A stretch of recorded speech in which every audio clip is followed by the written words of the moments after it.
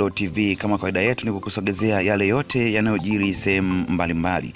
Kiwanda cha viatu cha Bora Tanzania Dar es Salaam kinateketea kwa moto.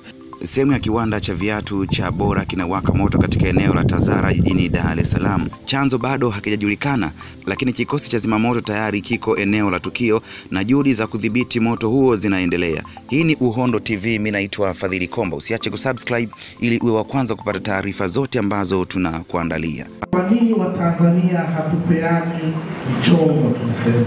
Kwa nini hatuambiani madili ya kuwapi?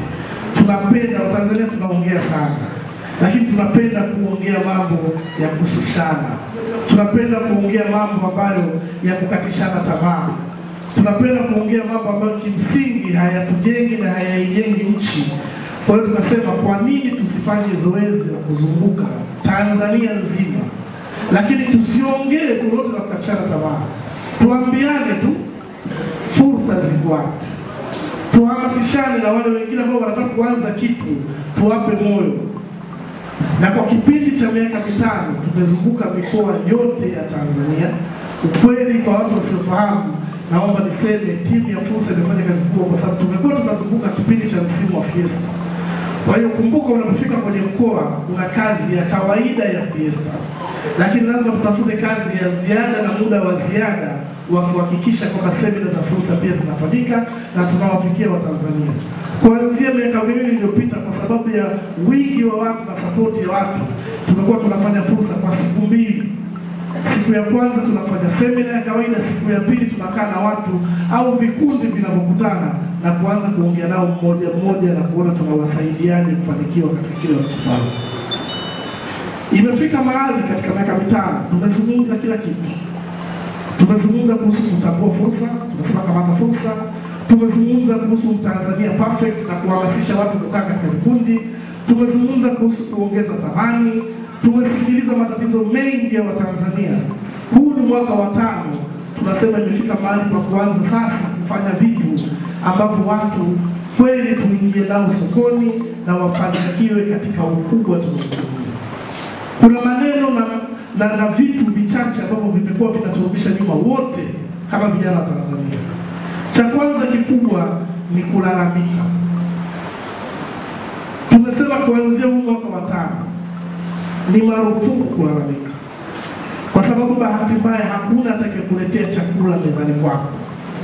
Hakuna. Yaani hilo lazima tulitambue. Sio mwanasiasa, sio mwana imani.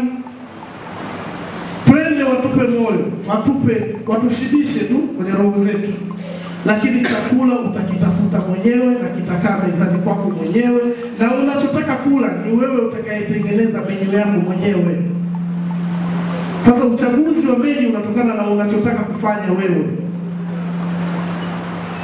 Tanzania hii na Fursa ya mwaka huu itaendeshwa na vijana wa Manta kama wale unaowaona hapo mbele. Hawa ni mfano, na kila mkoa tutakaokwenda tutatafuta vijana kama hao. Hao ni vijana ambao sisi wiki nzima tumetuma timu kuja Morogoro. Hatutaki hadithi za kujisifia.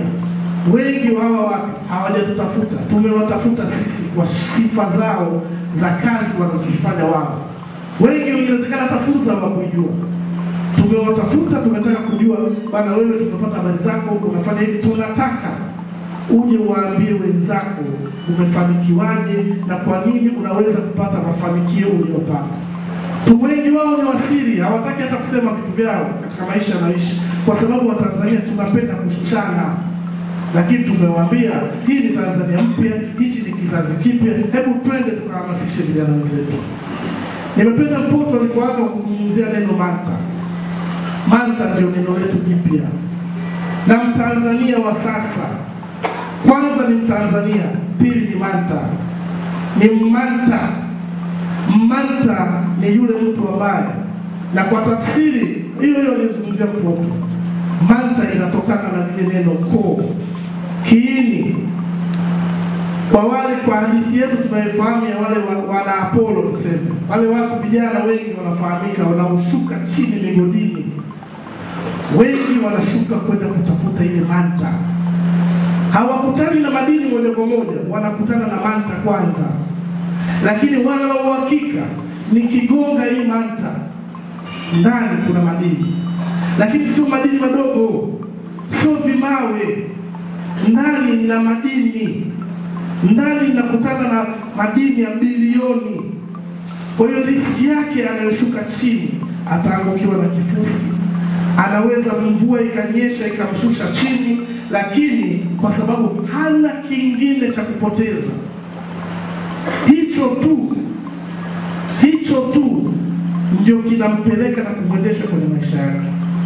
Hao watu hawahitaji kuhamasishwa, hawahitaji uhamasishaji wowote ule, kwa sababu ile manta anayoijua, ile koo anayoitafuta iko moyoni mwake na rohoni mwake. Na hata useme nini, hata useme katika maneno yetu mitaani ya kushushana, kwa sababu umeshaamua na kwenda tu. Mimi naamini watu mliomo huko ndani hakuna hata mmoja anategemea sisi tutamhurumia, hata mmoja anayetegemea nchi itamsikitikia. Nataka wote waseme, sikiliza, hayo yote shida zangu, tabu zangu, vitu vyangu ni maisha tu. Mimi kama mimi siwezi kuacha kutafuta manta yangu, kwa sababu na uhakika nikiigusa tu mimi nimetoboa. Hicho ndio tunataka kukitengeneza sisi kwa kizazi kipya hichi tunachokizungumza cha fursa mwaka 2017. Tumepata malalamiko makubwa kuhusu mitaji sana, kila tunakuwa mtaji, lakini tunasikia hadithi za watu ambao wameanza biashara na watajiri wakubwa. Katika hao vijana walianza bila mtaji, wazo tu, lakini amekomaa na wazo. Lakini tukasema isiwe tabu, tukatafuta benki ambayo tukasema hii benki waje watusaidie. Lakini na wao kitu cha kwanza tulipofuata kuongea nao katuambia, bana, nusu ya watu wanajalia tu, wanataka wapewe mikopo kwa sababu ya huruma, wanataka wapewe mikopo kwa sababu wanafikiri basi tu, wanatabu, hawatupi mipango. Tukasema sisi tutafutie vijana wanaokupa mipango, tutawasimamia wenyewe, watengeneze miradi, business plan za ukweli. Na wengi tutakawachukua ni watu ambao tayari wameanza. Hatutachukua watu wanaosema. Kwa hiyo washukuru sana Michego, benki mpya hii ndio kwanza inaanza. Walikuwa muda mrefu wanafahamika, wanafanya kazi kama Faidika, na watu wengi inawezekana wamefanya kazi na Mshiko, lakini wameenda kwenye hatua sasa ni benki, na wameamua. Tunazunguka nao ni kwa 15 vikundi vijana ambao tunaamini wamejipanga, lazima wapate nafasi ya kukutana nao. Lakini tumegundua pia kuna tatizo kubwa. Serikali yetu inatumia hela nyingi mno kutatua matatizo ya kijamii ambayo yanaweza kuondolewa na sisi wenyewe katika namna ya kuishi tu. Serikali inatumia mabilioni kutibu watu wanapopata kipindupindu. Lakini kipindupindu ni nini? Kipindupindu sehemu kubwa inasababishwa na uzembe wetu wenyewe. Kipindupindu kinasababishwa na watu wanaoishi kwenye mazingira machafu. Kwa hiyo hatuelewi kwamba tunaposaidia, tunapoiwaza serikali, hatupati hiki, hatupati zile hela 5% za halmashauri ni ndogo kwa sababu nyingi zinakwenda kwenye kutibu, nyingi zinakwenda kwenye kutengeneza miundombinu ambayo saa nyingine inaharibiwa na sisi wenyewe. Kwa hiyo tumekwenda pia tukawatafuta watu wa Wizara ya Afya, tukawaambia, bana, sikiliza, mimi nadhani serikali inatumia hela nyingi sana. Hii ni biashara, serikali ni kama wafanya biashara tu. Matumizi yake na mapato yake lazima yaende kama biashara. Ukiwa na matumizi makubwa kuliko mapato, unajikuta serikali hela ya kutupa sisi tugawane kama mitaji, kama ruzuku, inapungua.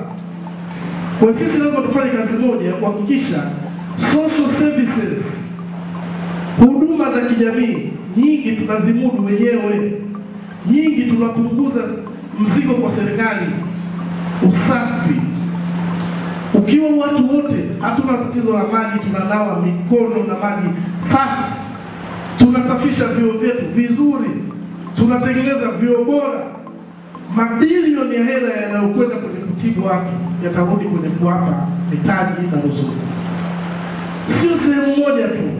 Yaani ni lazima upange na uchague.